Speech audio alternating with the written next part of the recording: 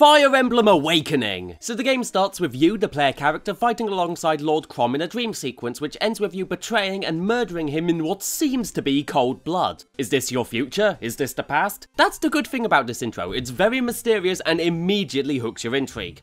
Well, that is until about 5 seconds later when Crom finds us asleep in a field with no bitter feelings and being very much still alive. Seeing how the player character has amnesia because this is an RPG, so of course he does, Crom escorts us to the town where we find it's been ransacked by a band of thugs from Plegia, a region wanting to instigate war with Crom's royal family, the House of Elise. The two countries were at war for a long time based on their beliefs, Elise worshipping the protector of humanity Naga and Plegia following the fell dragon of annihilation Grima. Yeah, because worshipping a god whose last name is Annihilation sounds like a great idea, doesn't it? Although to be fair, look at the leading political figures of Plegia and tell me they aren't the textbook definition of completely insane. I mean, come on, this guy is a goatee and this guy's a black man. And I don't mean he's African American, I mean his skin is literally black. So the entire game is fighting one side of a warring world and all the combat in this game is done on a turn-based grid system. Fortunately for someone who's recently lost their memory, the player character is really smart when it comes to tactics. Because I'm sure everyone who's been awake for 10 minutes without a cup of coffee feels pretty damn smart. Lucky for you, developing tactics on the fly is pretty easy. Certain weapons are best against certain units, but as long as you have enough variety available at any time, you don't need to worry too much. The only thing you really do need to be concerned about, however, are the hit and crit chances for your weapons. Because if there's one thing missing from my standard game of chess, it was a computer-generated luck factor to screw me over. And along the way through the story, you'll acquire more characters to build your army. My favourites were Vivian because his accent sounds racist against French people, Libra because he's a monk who doesn't give two fucks about which part of your body your spleen is located, and Long Ku because other than being fucking handsome, his starting weapon is a 33% chance of critical damage. God, with people like that, who needs tactics? Brute force these fuckers! But the reason units feel so unbalanced is because every character is supposed to have an ability they specialise in which creates more variety. This would be good if it wasn't for the fact that almost every level in the game has the objective of kill the bad guy, so if a character doesn't have good attack, defense, and speed stats, their special abilities mean jack shit. Least favourite units were Olivia because her only ability is dancing and I can't imagine a guerrilla army really needing the services of a waitress, Kellum because he moves with the urgency of a dead sloth, and Donnell because fucking look at him. Despite what I say, all characters might end up being important. This game has a high concept of permadeath. If a character dies, then they're dead for good with no way of getting them back, which to be honest,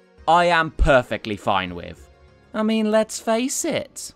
If a character was so valuable, they wouldn't have been so easily killed, now would they? Although even in the face of permadeath, the only character you really need is Frederick. It took about half the game before the other characters caught up to his stat total. You could just leave him in a narrow passageway and watch as the enemies do chip damage to him before he reels back for a natural 20. Seriously, between Frederick and Long Ku, why are we bothering with an army? However, the big problem with having so many people is that they all need to be properly equipped. Actually having enough weapons in your inventory isn't the big problem, they're scattered everywhere. The problem is assigning everything to each individual member of the team. There is an optimized feature which will automatically put items into the character slots, but they will barely ever be what you actually want. Seriously, I bought 20 health items for a reason. It's not my fault all the healers have abysmal defense stats. And while we're talking about things that aren't too clever, I really haven't touched on the main character Crom yet. He isn't exactly what I would call a smart leader for an army. For one, he runs into a character that calls himself Marth, who despite having the voice and body of a woman and making no effort to hide the fact, is completely convinced this guy is a man.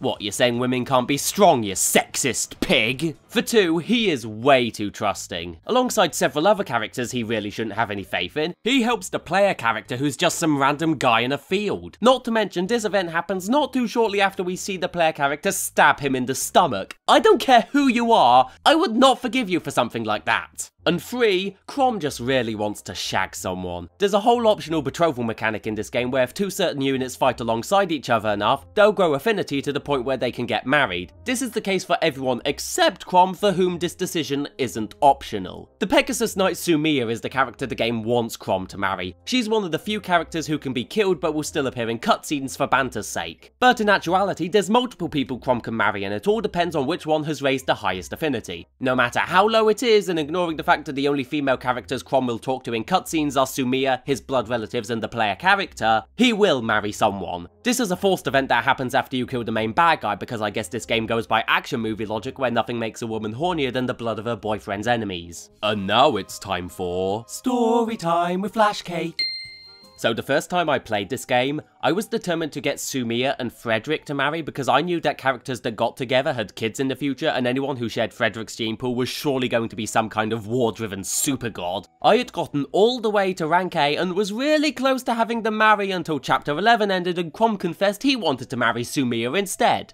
And you know, that's fine, fine. It's not like I spent hours getting Frederick to open up to her. It's not like Crom's ranking with Sumiya was C or anything.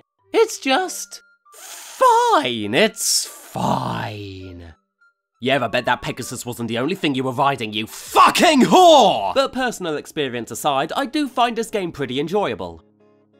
For a while at least. While I do like turn-based tactic games like this, a lot of them fall under the same sin of repeating themselves, with the only difference in levels being more and more enemies. After enough games, you pretty much develop your own dominant strategy that turns the game more into a checklist rather than tense planning. I didn't change my battle plan at all, and the only characters that died were either ones with previously mentioned poor defense stats or simple dumb luck. They tried to mix things up by adding sand and mountains to restrict the character's speed across the map, but since the enemies also have the same impediment, it doesn't change the balance of the game at all. It was fun for a while, but you can only play chess against a computer opponent for so long. I would say the hero characters are investment to keep playing, but they all suffer from a case of the anime and fall a little bit too far into one-note tropes. If you like turn-based RPGs, you'll enjoy it, but for me, it doesn't hold my interest enough.